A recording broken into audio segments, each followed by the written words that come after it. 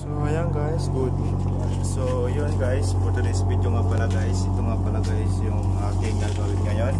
So ayan guys na ano, ayan guys yung mga titik-tikin namin.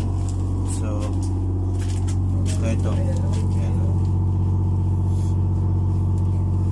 Ang bali ito ay naumpisa na siya.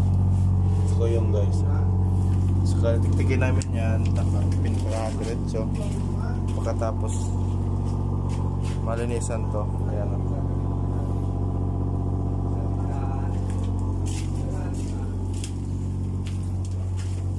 So naganyan guys, ayan o. So yun, bali ito ang aming trabahoin ngayon. Isa ko ito, ayan o. Marami ng kalawang, so kailangan namin to tiktikin at saka grinderin, kaprasin. Saka pag nalinisan na siya, i-primer na siya, primer epoxy. Tapos ay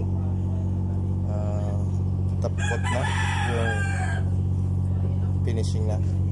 Bali dalawang patong lang dito guys, yung ginagamit namin na pintura.